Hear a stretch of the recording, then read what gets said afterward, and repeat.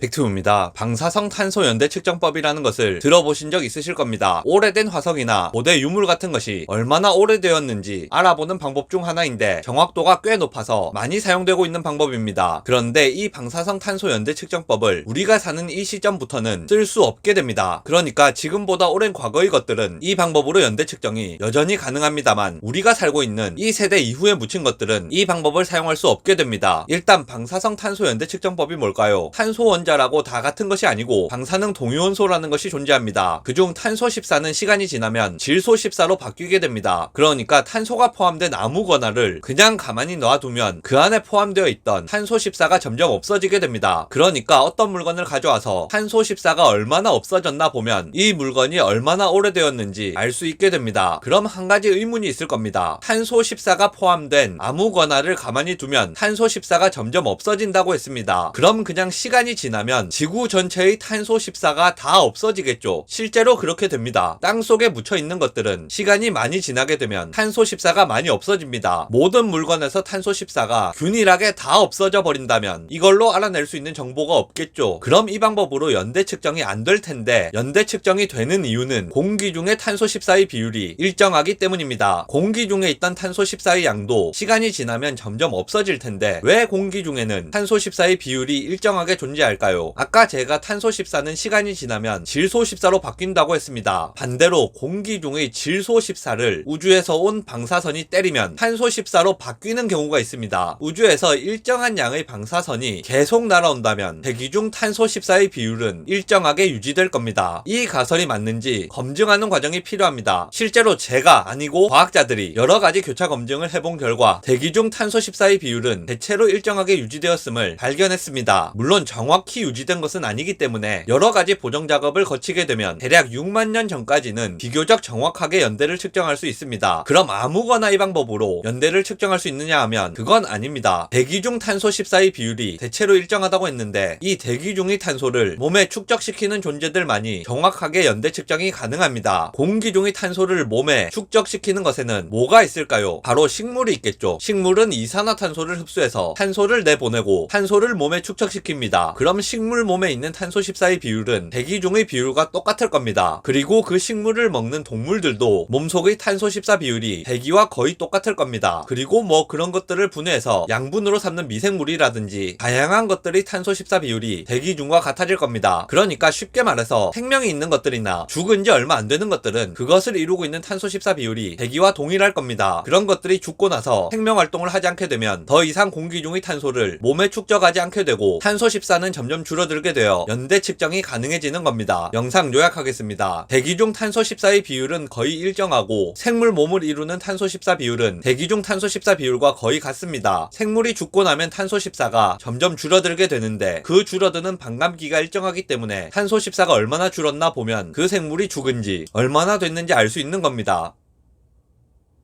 영상 요약을 하고 나니까 빼먹은 게 있네요. 추가하겠습니다. 이 방사성 탄소 연대법은 우리가 사는 시점 이후로는 쓸 수가 없습니다. 왜 그런지 궁금하지 않으시겠지만 짧게 끝내드리겠습니다. 예를 한번 들어보겠습니다. 어떤 사람이 땅속에서 3억 년 된 석탄을 꺼냈습니다. 이걸 방사성 탄소 연대 측정을 하면 3억 년이라고 나오겠죠. 제가 지금 이걸 깎아서 미술품을 만들었습니다. 그래도 재료가 3억 년 된 재료니까 측정을 하면 3억 년이 나오겠죠. 이번에는 이걸 태웠습니다. 태운 공기를 모아놓고 방사성 탄소 연대 측정을 하면 그 공기도 3억 년이라고 나올 겁니다. 이 공기를 식물에 주면 식물은 이 공기로 광합성을 할 겁니다. 그리고 그 식물도 연대가 이상하게 측정될 수 있을 겁니다. 산업화 시대를 거치면서 우리는 땅속에 있는 오래된 석유나 석탄이나 가스 같은 것을 꺼내서 많이 태웠고 이게 대기에 희석이 되면 크건 작건 어쨌든 약간씩 오차를 만들어내게 됩니다. 뿐만 아니라 1950년부터는 인류가 핵실험을 많이 했기 때문에 대기 중 탄소 14의 양이 인위적으로 변화되어 버렸습니다. 그러니까 우리가 화석연료를 많이 쓰고 핵실험을 많이 하면서 이 방법을 통해 연대 측정을 하는 것이 점점 힘들어지고 있습니다. 다만 인류가 대기 중의 탄소 14 비율을 변화시킨 시점 이전에 땅에 묻힌 것들은 꺼낼 때까지 오염 없이 잘 보존만 되어 있다면 과거의 방식 그대로 연대 측정이 가능합니다.